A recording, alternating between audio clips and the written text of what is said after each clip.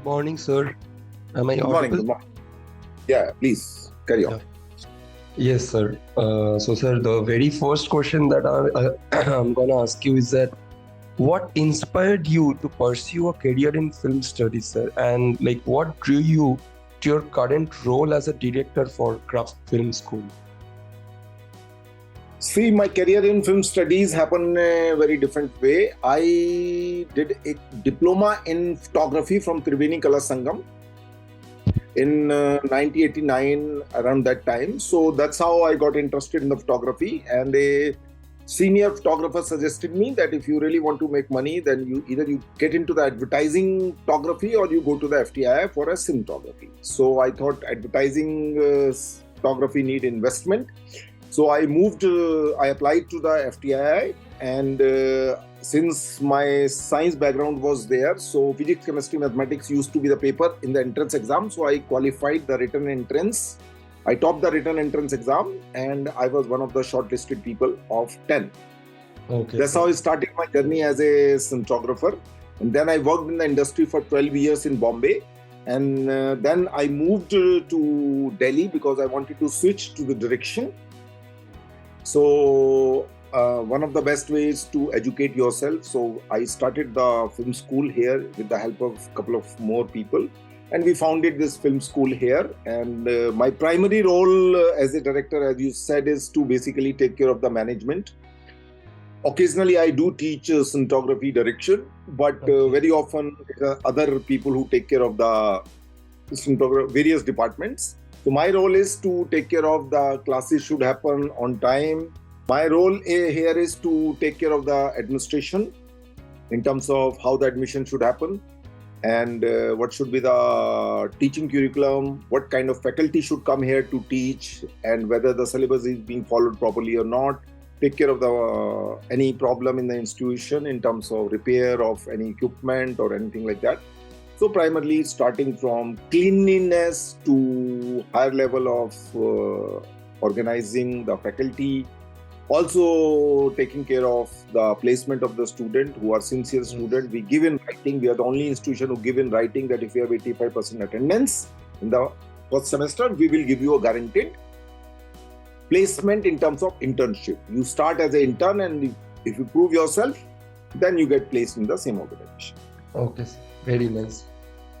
Sir, according to you, what do you see is what is the biggest challenge in film studies today, and how do you think about that? See, in film studies, the biggest challenge is the balance between theory and practical. That's one thing. Like in cinematography, we have a 1-day theory class and 4-day practical class, right? Sound recording, we have a class inside the studio. So much more of a practical oriented class. What is the challenge is basically people are concentrating more on theory where the 40 students are sitting inside the class. The practical for 40 students, most of these mass communication institutions, you name any university, 40 to 50 people are sitting inside the class. So practical training is not possible. So most of the students who come out of these universities from the BGMC course or something like that, they don't have much of a practical experience, which means you lack the confidence when you get into the industry. And I think that is the biggest problem. More should be practical oriented classes rather than the theory classes. Our 1-year direction course has more 6 months of the practical of short filmmaking. And even in the 6 months of the classroom training program, we have 5 days classes. 2 days are practically oriented classes of editing and cinematography. Okay. 3 days are the lectures. So semester 2 is dedicated only for the practical filmmaking projects. That's how we offer our academic program. Okay, sir. Sir, what do you think that sets your institution apart from other institution and film school? And how would you like to communicate that unique value of proportion to the students? See, this is a very interesting question because so many institutions are there. Because I worked in the industry for 12 years, I have my personal network with the industry professionals. So we invite them here as a master classes, sometime 1 day, sometime 3 days. For cinematography, it is always 3 days. So people get acquainted with people who are the industry practitioner who are charging 1,50,000 rupees a day as a cinematographer. No institution in the country can claim the kind of people who has visited our institute even the FTI for that matter, you know. So we concentrate more on these kind of industry interaction with the student, which cost a lot for us. One workshop on an average cost between 75,000 to 1 lakh. This kind of money, many institutions are not willing to spend. A. B. We invest into the high-end equipment also. That's what missing from the people. Also small things, say for example, thermocol. If you go to a bigger institution, you will find 4 or 5 thermocols lying here and there. It's cost only 30 rupees. But they are not willing to invest even into that. Forget about the expensive diffusion material, Lee, Roscoe, which costs 5,000 rupees for a roll. So we invest into the equipment, which is a must for doing a practical easily. Since I know people in the industry because of my experience of 12 years, and we also run a magazine called Cinematography Art, because of which our network in the industry is very, very strong right now. Okay. So because of that, I would say that many of the courses like cinematography, direction are very, very sought after courses in our institute. Also for the sound recording also is a practically oriented course. So many students prefer to join here, and we don't take more than 10 students in courses like editing and cinematography. Direction, we accept maximum 20 students, and same is also for the cinematography.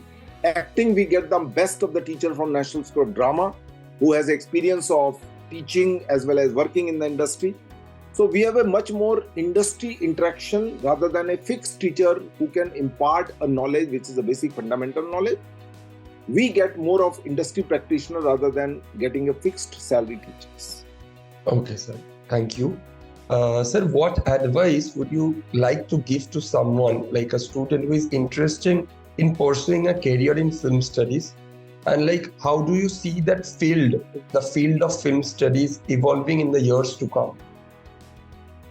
See, the only thing is that people should be sincere and dedicated. Even in the best of the institute, as we say, you can take a horse to the water, but you can't make it drink. So the sincerity and dedication is the first qualification to get into the film industry, because very high stake jobs are involved. 2 crore, 5 crore, 10 crore is the minimum amount of investment people goes into a filmmaking. So people should be sincere, dedicated and hardworking. These sound very routine answer to the question, but today this is missing. Many of the students are not sincere. Finding the sincere student is the biggest challenge for any film school, or for that matter, any academic institution today. That's my feeling. Okay, sir. Sir, any suggestions would you like to give to the current youth or the aspiring students? Primarily, they should know what exactly they want to do. If they don't know, if they are doing their BA, BCom, BSc, it has no meaning. Every Tom, Dick and Harry is having some degree or certificate. Skill counts. In our profession, it is a skill-oriented. We don't ask for a CV. We ask for your show reel. That's the difference between a filmmaking versus other films, other kind of studies. Here, what you have done, show me that. Through that, I will evaluate your capability as a sound designer, editor, sound recordist, cinematographer, or as a director. So here, in our business, show reel matters a lot. So your work will speak for you. So people who are interested in film studies, they should be more dedicated. It's like a breathing. You are breathing it 24 hours, and attending the class not for the attendance sake, but just because it has to be your passion. So this is what I wanted to say. Okay, sir. Thank you.